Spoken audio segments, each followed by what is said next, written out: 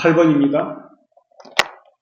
창세기 48장 17절에서 20절, 역대상 7장 20절에서 23절을 서로 비교해 보십시오. 지금 이거는 에브라임이 받은 복에 대해서 이야기합니다.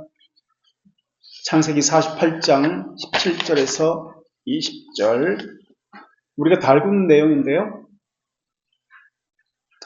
17절부터 보겠습니다. 창세기 48장 17절. 요셉이 그 아버지가 야곱이죠. 야곱이 오른손을 에브라임의 머리에 얹는 것을 보고 기뻐하지 않아요. 왜 기뻐하지 않았죠? 에브라임은 둘째 아들이기 때문에 오른손은 첫째 아들 므낫세에게 올려야 합니다. 그런데 거꾸로 해가지고 오른손은 둘째 아들 에브라임에게 올리고 왼손을 므낫세에게 올립니다. 그게 싫었던 거예요. 근데 복이 뭐냐면 19절에 그의 아버지가 허락하지 아니하며 이르되 나도 안다. 내 아들은 나도 안다. 그도 한 족속이 되며 그도 크게 되려니와 므낫세도 크게 되는데 근데 그의 아우가 에브라임이 그보다 큰 자가 되고 그의 자손이 여러 민족을 이루려 하고 그날에 그들에게 축복하여 이르되 이스라엘이 너로 말미암아 축복하기를 하나님이 내게 에브라임 같고 므낫세 같게 하시리라며 에브라임을 므낫세보다 더 앞세웠더라. 에브라임이 큰 민족이 되겠다는 거예요. 그러니까 장자처럼 12아들이 있었는데 그 중에 첫 번째 아들처럼 야곱이 에브라임을 제일 먼저 축복하는 거예요. 그렇게 복을 받은 사람이, 언약을 받은 사람이 역대상 7장 20절, 23절에서 어떤 일이 일어납니까? 역대상 7장 20절에서 23절. 자손이 여러 민족을 이룬다 라는 이 복을 받은 사람이 너의 후손이, 너의 아들들이 큰 민족을 이룬다. 땅에 충만하다. 역대상 7장 20절. 에브라임의 아들은 수델라요. 그의 아들은 베렛이요. 그의 아들은 손자 다하시요. 그의 아들은 엘르아다요. 그의 아들은 다하시요. 그의 아들은 사바시요. 그의 아들은 수델라며 이렇게 쫙 나옵니다. 그런데 에셀과 엘르앗을 낳았으나 그들이 가드 원주민에게 죽임을 당하였으니 아니 에브라임의 아들들이 손자들이 죽임을 당했습니다. 가드 원주민에게. 그리고 22절 그의 아버지 에브라임이 여러 날 슬퍼함으로 에브라임의 형제가 가서 위로하였더라.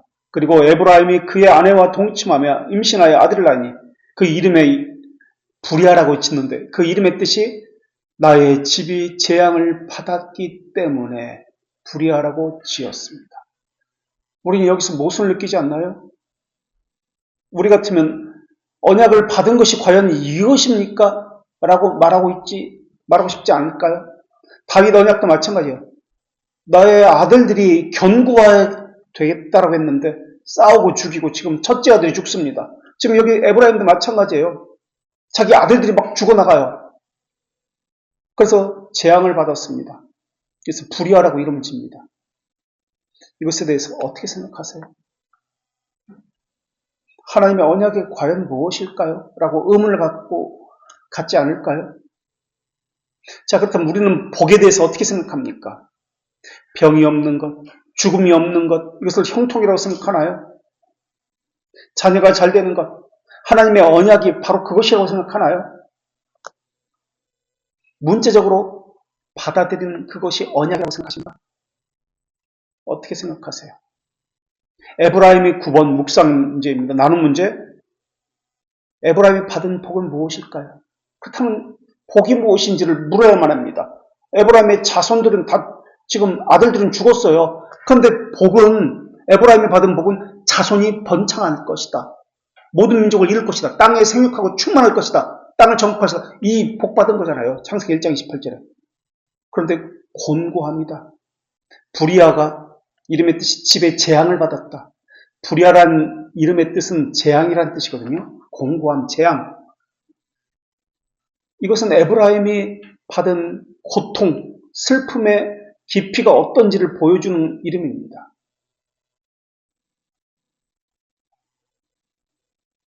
그런데 이 생각을 또 해보세요. 말년에 애를 낳을 수 있었을까요? 에브라임의 말년입니다. 지금 이것은 그런데 하나님께서는 다른 아들을 주신 겁니다. 마치 아브라함처럼 이삭을 주신 것처럼 99세, 100세 아들을 주신 것처럼 말년에 지금 손자까지 본 상태예요. 지금 아들이 있고 그 아들의 자식들이 있어요. 손자까지 다 죽었는데 그 나이가 많을 거 아니에요, 에브라임이. 근데 아들을 또 주신 거예요. 그 이름이 불의하다. 이랬을 때 에브라임의 입장에서 한번 생각해 보라는 거예요. 자식도 죽고 손자도 죽었습니다. 그런데 말년에 애를 하나 낳게 됩니다. 참 이해가 되시나요? 그러면 에브라임이 받은 복이 무엇일까요? 자손들이 죽었습니다. 아들들이 죽었습니다. 에브라임이 받은 복이 뭐예요? 그럼 도대체 한번 이야기해 보세요. 에브라임이 받은 복이 뭐예요? 자손에 대한 복인데 그 도대체 무슨 복이에요? 그게 어떤 복이에요? 원통하고 속되지 않을까요? 에브라임은 여호수아 16장에서 첫 번째로 땅의 분배를 받습니다. 여호수아 16장 1절 16장 5절부터 볼게요. 1절부터 나오는데 5절부터 16장 여호수아 16장 5절. 자, 우리가 구약 성경에서 복은 크게 우리가 쉽게 생각하면 두 가지 복이었습니다. 땅에 대한 복, 자손에 대한 복입니다. 그렇죠? 이제 땅에 대한 복에 대해서 이야기합니다. 여호수아 16장 5절부터 10절까지 5절부터 보겠습니다. 에브라임의 자손이 땅을 분배받습니다. 제일 먼저 땅 분배받습니다. 그들이 가족대로 받은 지역은 이러하니라. 그들의 지역은 이렇게 나옵니다. 쭉 나오고 10절. 그들이 게셀에 거주하는 가나안 족속을 쫓아내지 아니하였으므로 가나안 족속이 오늘까지 에브라임 가운데서 거주하며 노역하는 종이 되었더라. 10절에. 다 쫓아내지 않았더라. 가나안 족속 거주하고 있었더라. 이게 에브라임의 이야기입니다. 땅의 기업을 제일 먼저 받습니다. 장자로 역임을 받았습니다. 그리고 다른 지역보다 더 많은 이렇게 수많은 땅들을 받았습니다. 가장 비옥한 땅을 받았습니다. 에브라임의 이름의 뜻이 창성함인데요. 이름 그대로 창성한 땅을 받았고 민족을 이루게 되었습니다. 제비뽑기로 받습니다. 제비뽑기로 땅을 분배받는데 제비뽑기라는 것은 하나님의 뜻에 드러났다라는 뜻이잖아요. 하나님의 뜻에 순종하겠습니다라는 뜻이 제비뽑기잖아요. 에브라임은 출생 순서로 인해서 요셉은 몇 번째였죠? 요셉의 아들이니까 12아들 중에서 몇 번째였죠? 요셉은 11번째. 12번째 아들의 이름이 뭐죠? 베냐민, 오른손의 아들 야미 오른손이라는 뜻이잖아요. 오른손의 아들. 11번째예요. 요셉의 아들들이니까 므낫세와 에브라임은 11번째로 받아야 되는데 첫 번째로 받아요. 장자로서 받습니다. 예, 오케이. 이거 좋습니다. 땅을 분배받는 거 좋습니다. 여기까지는 이해가 됐습니다. 그런데 무슨 문제가 있죠, 여기서? 므낫세보다 장자로서 장자 취급을 받습니다. 좋습니다. 좋은 복입니다. 복의 명령, 언약대로 그대로 받았습니다. 그리고 땅도 많이 받았습니다. 그런데 무슨 문제가 있는 거죠, 지금? 10절에 가나안 족속을 다 내쫓아야 하는데, 진멸해야 하는데 다 내쫓지 않았습니다. 신명기 7장에 모든 가나안 족속을 내쫓아라, 진멸하라, 헤렘 명령인데 이것을 받아들이지 않았습니다. 다시 말하면 하나님의 명령을 자기 멋대로 해석을 합니다. 왜 진멸하지 않았을까요? 지금 뭐라고 나오나요? 10절에서? 왜 가나안 족속을 다 진멸하지 않고 그냥 저쪽 게셀 지역에 살도록? 이유가 뭐죠? 종으로 삼기 위해서. 자신의 편안한 생활을 위해서. 이들은 지금 가나안 족속은 우리에게 위협이 되지 않습니다. 이들은 우리가 이용해서 종으로 부려먹겠습니다. 쫓아내지 못한 것이 아니라 일부러 쫓아내지 않은 것입니다. 왜? 종으로. 그러니까 물질적인 이득을 위해서 가나안 족속을 자신의 지파 경내에 살게 했습니다. 이것 때문에 에브라임 지파가 결정적으로 흔들리고 타락하게 됩니다. 그래서 나온 것이 사사기입니다. 사사시대에 몰락과 혼돈이로 몰고 간 것이 바로 이 사건 때문에 그렇습니다. 약간의 불순종이에요. 약간이에요. 아주 조금. 내 이익을 위해서 그냥 지금 다 없애버릴 수도 있는데 없애버리지 않았어요. 그냥 잠시 그냥 머물게 둔 거예요. 자비를 베풀어가지고. 타협이에요. 그런데 이것이 이스라엘 족속의 큰 혼란, 패배로 나타납니다. 하나님은 온전한 순종을 요구하세요.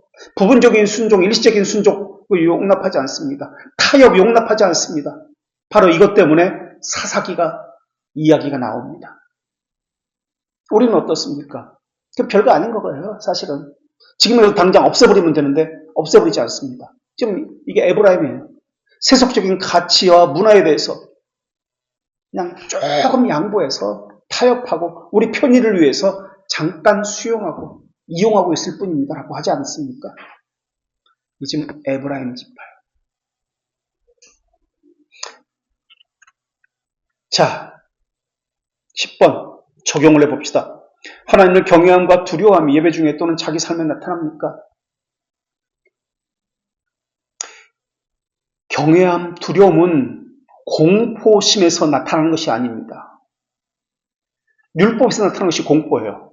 율법에서 두려움입니다. 쇠사슬에 매인 것처럼 억압입니다. 이게 율법의 용도잖아요. 그게 율법의 용도.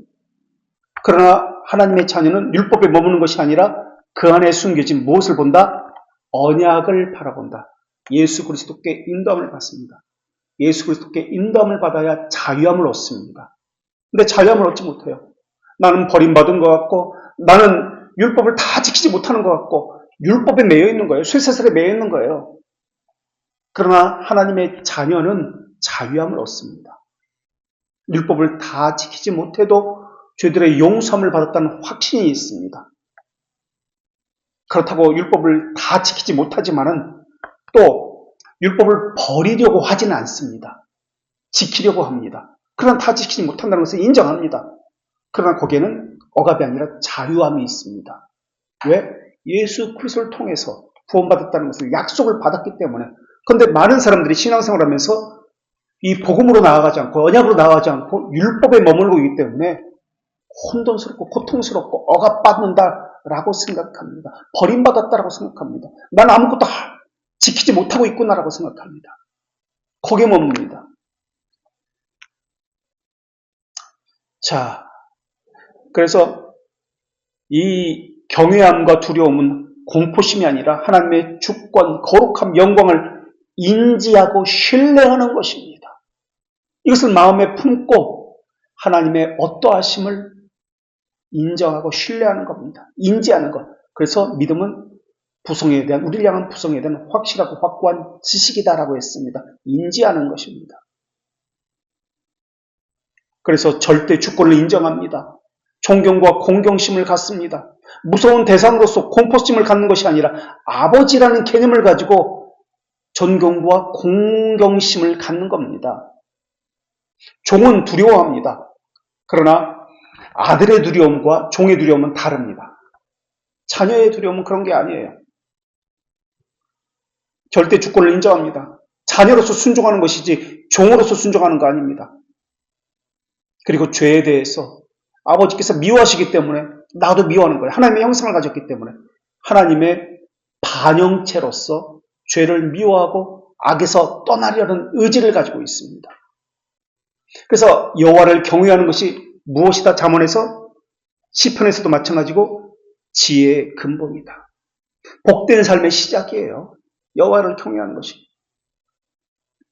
그래서 하나님의 형상을 가진 하나님의 자녀는 하나님과 올바른 관계를 가지려고 자연스럽게 노력합니다.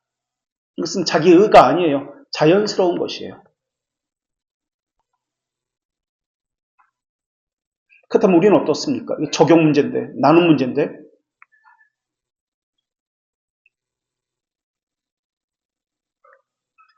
한번 이야기해 보실래요? 시간이 많이 갔기 때문에 또 생각해야 되겠네. 이거 끝내야지 또 다음 주까지 또 이어가면 또 그렇잖아. 11번 시편 1편에 복 있는 사람은 시작합니다. 악인의 꾀를 따르지 아니하고 죄인의 길에 서지 아니면, 이제 제가 밑줄을 다 쳤습니다. 성경 구절을 찾아서 친절하게도 1편에 복 있는 사람과 왕직을 연결해 봅시다. 신명기 17장 18절에서 20절, 그가 왕위에 오르거든 율법의 등사본을 레위 사람 제사장 앞에서 책을 기록하여 평생에 자기 옆에 두고 읽어 늘 손에 닿을 수 있을 그런 정도로 읽어라, 옆에 두어라.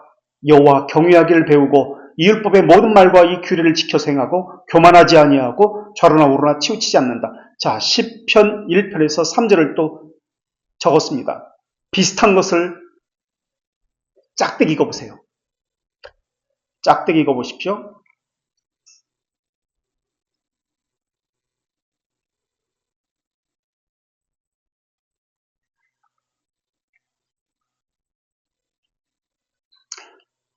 자, 같이 해볼까요? 복 있는 사람은 악인의 길을 따르지 아니하고 죄인의 길에 서지 않으면 오만한 자의 자리에 앉지 않는다.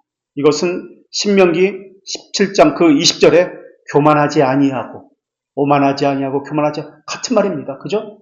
교만하지 아니하고 오만하지 아니하고. 그 다음에 여호와 율법을 즐거워하고 주야로 묵상하는도다. 묵상하는 자는 19절의 신명기에 평생에 자기 옆에 두고 지켜 행한다라고 나옵니다. 율법을 묵상한다. 주야로 묵상한다. 이 말의 의미는 율법을 옆에 두고 평생에 읽어라고 나옵니다. 같은 의미입니다. 그리고 형통하리로다 라는 것은 시편 1편 3절에 모든 일이 형통하리로다 라는 것은 좌로나 우로나 치우치지 아니하고 신명기 17장 20절에 이스라엘 중에서 그의 자손이 왕위에 있는 날이 장구하리라 밑줄 하고 형통하리라 같은 말이에요. 그렇죠? 같은 의미예요. 지금 신명기 17장과 시편 1편은 같은 의미입니다. 또 이번에는 여호수아 1장 7절과 8절을 볼까요? 여호수아에게 하신 말씀인데, 오직 지극히 강하고 극히 담대하여 나의 종 모세가 내게 명령한, 여호수아에게 명령한 그 율법을 다 지켜 행하고 좌로나 우로나 치우치지 말라. 또 나오잖아요. 신명기 17장 여기도 나오고, 그러면 어디로 가든지 형통하리라 또 나오잖아요. 시편 1편 3절에 나오는 것, 그리고 신명기 17장 20절에 장구하리라, 형통하리라 나오죠. 그 다음에 여호수아 1장 8절, 율법책을 내 입에서 떠나지 말고 주야로 그것을 묵상하여, 동일하죠? 밑줄 치면 이 기록된 대로 지켜 행하라. 그리하면 내 길이 평탄하고 내가 형통하리로다. 동일하게 나옵니다. 다윗, 모세, 여호수아 동일한 말씀을 계속해서 하나님께서 주시는 거예요. 이번에는 역대상을 볼까요? 22장 13절, 그때 내가 만일 여호와께서 모세를 통하여 이스라엘에게 명령하신 모든 규례와 법도를 삼가 행하면 형통하리니, 여호수아만이 아니라 다윗에게도 또 솔로몬에게도 동일한 말씀을 계속해서 주시는 거예요. 모든 규례와 법도를 지켜 행하면 형통하리라. 강하고 담대하여 두려워하지 말라. 지금 여호수아에게 했던 말씀을 동일하게 합니다. 그 다음에 역대하 7장 17절과 18절 말씀도 마찬가지입니다. 그때 내가 만일 여호와께서 모세를 통하여 이스라엘에게 명령하신 모든 규례와 법도를 삼가 행하면 형통하리니, 역대하 7장 18절에 내 규례와 법도를 지키면 밑줄 친 거, 18절에 내가 내 나라 왕위를 견고하게 하되 내게서 끊어지지 아니하리라. 어떻습니까? 하나님의 말씀은 변하나요? 동일합니다.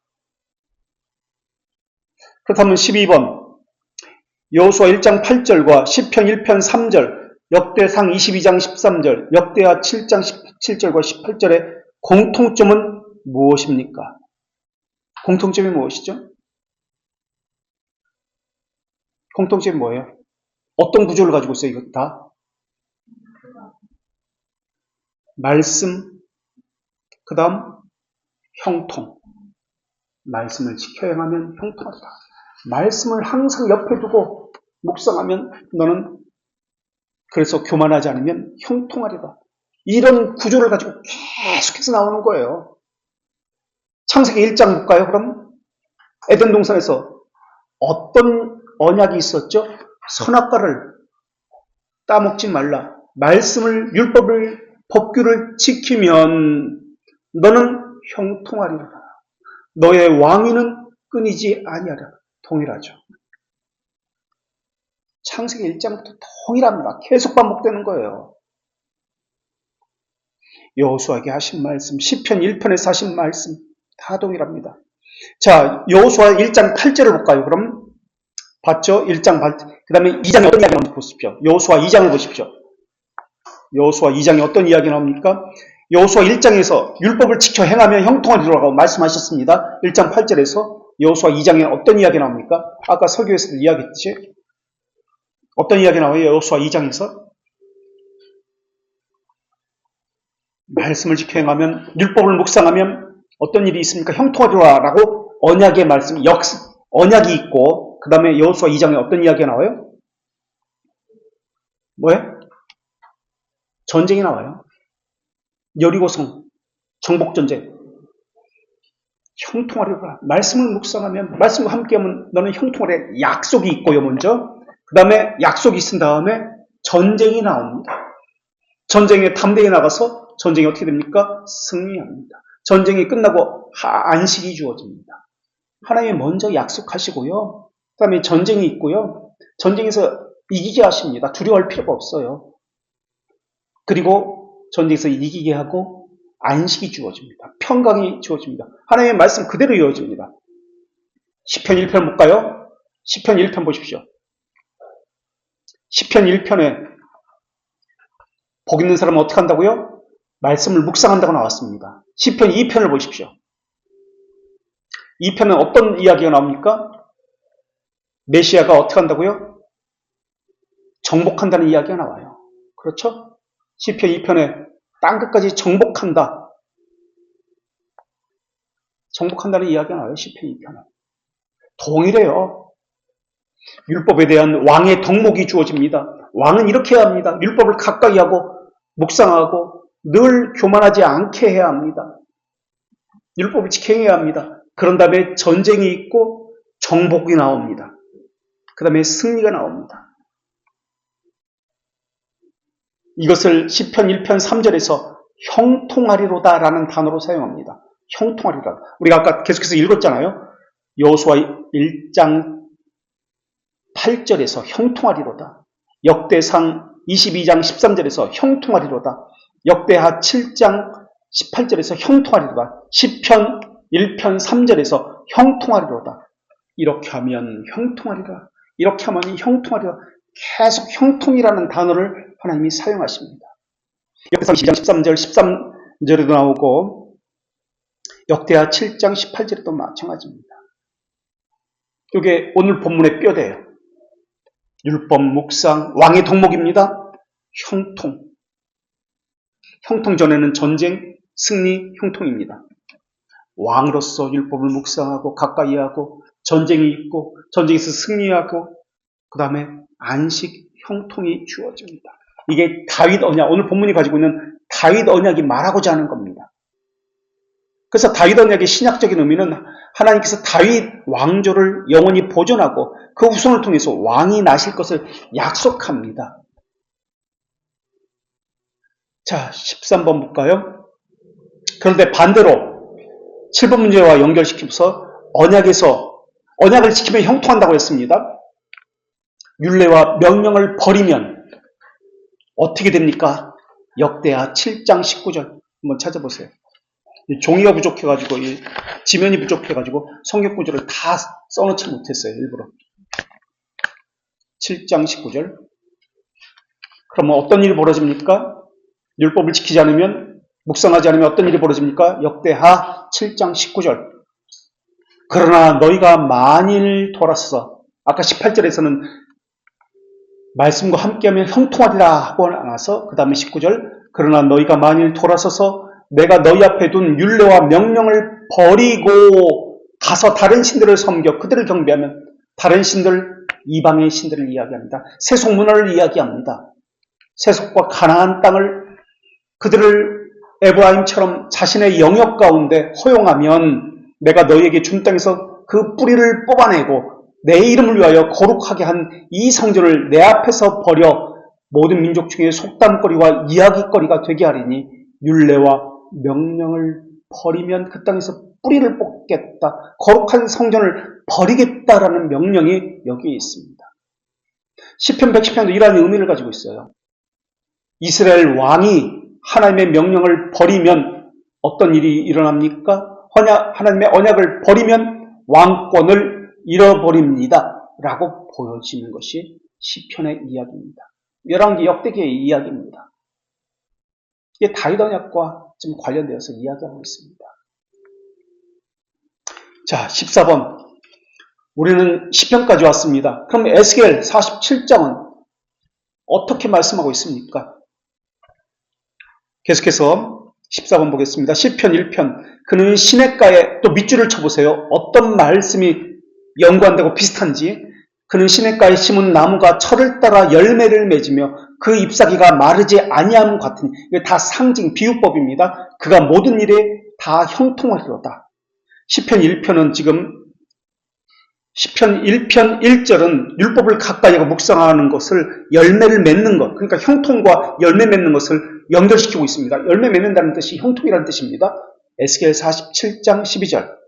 강 좌우가에 시냇가, 시냇가 좌우에, 강 좌우에 가에 각종 먹을 과실나무가 자라서 시냇가에 심은 나무가 철을 따라 열매를 맺으며, 여기서는 과실나무라는 말이 없지만 열매를 맺는 것, 과실나무라는 것을 알 수 있습니다. 나무 같은 단어가 써 있습니다. 나무가 차서 시들지 아니하고 잎사귀가 마르지 아니하고 철을 따라 열매를 맺으며 열매가 끊이지 아니하고 달마다 새 열매를 맺고 그 물이 성소에서 통하여 나옴이라. 성소에서, 지성소에서 나오는 것이 무엇입니까? 물이라고 상징하는 것은 성령의 말씀이에요. 말씀, 물이 나오는 것. 그 열매는 먹을 만하고 그 잎사귀는 열매를 먹을 만하다. 그 열매, 말씀의 열매는 먹을 만하고 그 잎사귀는 우리를 치료하는 약 재료가 됩니다. 그렇게 이야기하고 있어요. 지금 상징법으로 비유법을 쓰고 있어요. 열매, 잎사귀. 말씀에서 나오는 것은 우리를 치료하는 약이 됩니다. 고치는 것입니다. 형통과 연결시켜서 이야기하는 거예요. 열매, 잎사귀, 무성한 잎사귀 다 형통과 연결시켜서 이야기하고 있습니다. 창세기 1장 9절 참고구절로 제가 놓는데요. 여기는 쓰지 않았습니다. 우리가 알고 있기 때문에. 창세기 1장 9절. 여호와 하나님이 그 땅에서 보기에 아름답고 먹기에 좋은 나무가 나게 하시니 동산 가운데 선악나무와 생명나무도 있더라. 동산 중앙에 하나님의 선악을 알게 하는 나무와 생명나무가 있어요. 말씀을 지켜야 한다는 규례가 그 중앙에 있습니다. 이것을 지키면 무엇을 계속 따먹을 수 있다? 그 중간에 있는 다른 좋은 열매를 따먹을 수 있다. 형통하리로다. 연결시키고 있습니다. 그렇죠? 동상 중앙에 생명을 알게 하는 나무가 있습니다. 생명나무가 있습니다. 이것이 상징하는 것은 말씀을 지키는 것입니다. 하나님의 말씀에 순종하는 것입니다. 이것에 순종하면 에덴 동산에서 영원히 살리로라. 좋은 나무 열매를 먹으면서 형통과 하나님의 규례를 지키는 것을 연결시키고 있습니다. 이렇게 하나님 말씀과 형통을 연결시키고 있는데, 창세기 1장 9절에서 지금 시편, 에스겔, 요한계시록까지 지속적으로 이어집니다. 이것이. 하나님의 말씀은 변하지 않아요. 바뀌지 않아요. 늘 신실하고 영원합니다. 언약도 영원합니다. 죄를 짓기 때문에 바뀐다고요? 아니에요. 그렇지 않습니다. 요한계시록 22장 2절에도 마찬가지예요. 여기서도 어린 양의 보좌에서 물이 흘러나와서 12가지 열매를 맺는다는 이야기가 나옵니다. 이거 역시 창세기 1장의 에덴 동산의 이미지를 동일하게 보여주고 있습니다. 시편 72편 16절도 마찬가지고요. 시편 148편도 마찬가지입니다. 늘 동일한 하나님의 언약의 말씀이 있습니다. 그래서 시편 1편에서 복 있는 사람은 어떤 사람이라고요? 말씀을 가까이 하는 사람, 늘 주야로 묵상하는 사람. 말씀을 주야로 묵상하는 사람의 어떤 이미지가 떠오릅니까? 누구에게 주어진 의무입니까? 이것은 말씀을, 율법을 항상 주야로 옆에 두고 읽어야 되는 것은 어떤 사람에게 하나님께서 주신 명령이죠? 신명기에서 왕입니다. 복 있는 사람은 왕을 지금 이야기하고 있는 거예요. 왕. 말씀을 주야로 묵상하는 자로다. 동시에 이 사람은 제사장적 사역을 합니다. 시편 1편 3절에서 그 사람은 복 있는 사람인데 왕적 제사장으로서 무엇에 비유된 사람입니까? 무성한 나무. 어디에 심겨진 무성한 나무입니까? 열매를 맺는 나무입니까? 시냇물이 흐르는 곳에, 시냇가 물이 상징하는 것이 무엇입니까? 성령, 말씀의 상징입니다. 말씀과 함께합니다. 성령이 함께하시는 말씀과 함께하는 이 왕은 형통하리로다. 열매를 맺으리로다. 그렇게 이야기하고 있습니다. 시냇물 옆에 열매 맺는 나무. 에덴 동산의 구조를 한번 다시 생각해 볼까요? 우리가 배운 대로 에덴 동산 중앙에서 무엇이 흘러나와서 점점 동쪽으로 가서 네 강을 흘렀다. 여기서 중앙에서 무엇이 흘러나왔다 그랬죠? 물이 흘러나왔어요. 에덴 동산 중앙에서 물이 흘러나와서 네 강을, 유프라테스, 티그라스 네 강을 점점 동쪽으로 올라서 네 강의 근원이 되니라.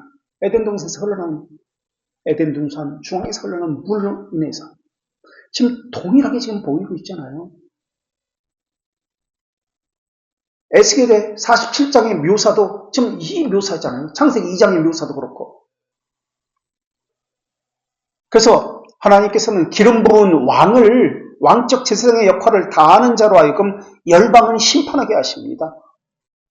그런 사람들이 노아, 아브라함, 모세, 여호수아, 다윗이었어요. 모두가 다 열방을 심판합니다. 왕으로서 기름 부었고 말씀과 함께했던 그 사람들은 그들에게 먼저 언약을 주시고 그 다음에 열방들을 다 물리쳐 줍니다.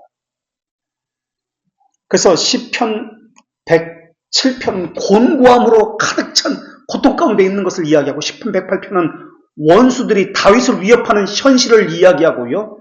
그 다음에 시편 110편에서는 드디어 하나님께서 응답하시는, 우편에 앉아 계셔서 발판으로 삼고 계신다는 것을 보여주는 응답으로서 시편 110편이 있는 거예요.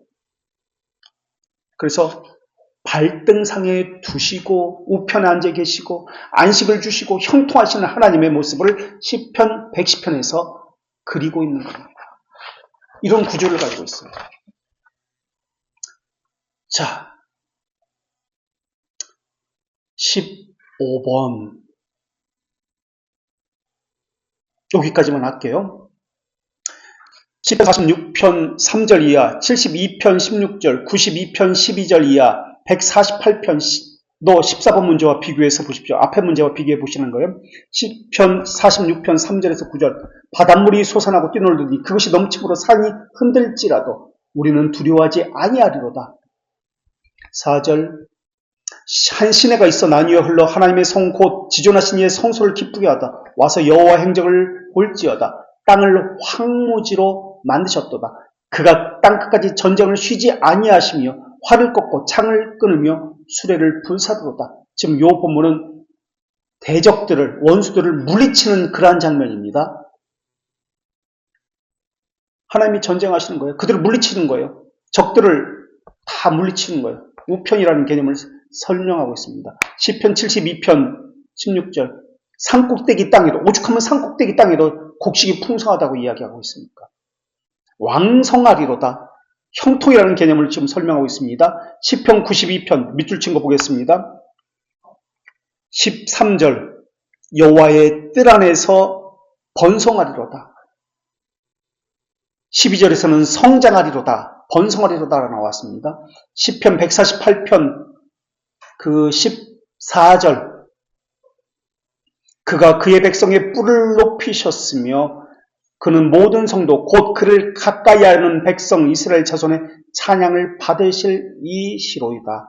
계속해서 형통을 이야기합니다. 형통이라는 단어를 다른 단어로 바꿔서 설명하고 있습니다. 번성하리로다. 왕성하리로다. 전쟁을 쉬지 않고 행하시고 우리 대신 행하시는 분이로다. 그래서 우리는 두려워하지 않다. 그의 백성의 뿔을 높이셨다. 형통이라는 것을 계속해서 이야기합니다. 그는 시냇가에 심은 나무가 철을 따라 열매를 맺으며 그가 하는 모든 일이 형통하리로다. 율법을 가까이 하는 것, 형통이 계속해서 연결됩니다. 우리는 창세기 1장부터 요한계시록에 이르기까지 동일하게 율법과 전쟁과 형통이라는 그 주제를 가지고 계속 살펴보았습니다. 복 있는 사람은 누구입니까? 이 사람은 왕적 제사장의 사역을 행하는 사람입니다. 하나님의 말씀과 함께하는 사람입니다. 율법을 주야로 묵상하는 사람입니다. 이 사람이 복 있는 사람입니다. 복 있다는 것은 시편 32편 1절에선 그의 죄가 가림을 받은 자는 죄가 덮임을 받은 자는 복이 있나니라고 말씀합니다. 그럼 복 있는 자는 죄들의 용서를 받은 자, 칭의를 받은 자는 복이 있나니 이는 왕적 제사장의 사역을 합니다. 그 왕적 제사장의 사역은 율법을 왕으로서 묵상하는 자입니다. 그들은 전쟁을 당하게 될 겁니다. 전쟁이 있어야 돼요. 그래야 승리가 있죠. 원수들과의 전쟁이 있습니다. 그걸 무서워하면 안 됩니다. 두려워하지 말라, 놀라지 말라. 그런데 우리는 두려워합니다. 놀랍니다. 어떤 일이 있을 때 당황합니다. 좌절합니다.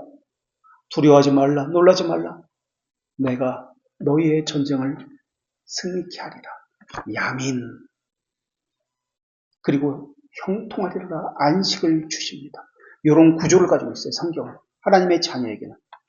자, 16번 이건 너무나 중요한데 우리가 아직 시편 110편 본문을 못 들어갔어요. 16편은 다음에 이거 언제 하지? 다음 주는 우리가 독서 모임을 하거든요. 그래서 첫째 주에 요걸 할 테니까 1시간이면 되겠지? 16번. 요 종이를 또 가지고 오셔야 됩니다. 다음 주 말고 첫째 주에.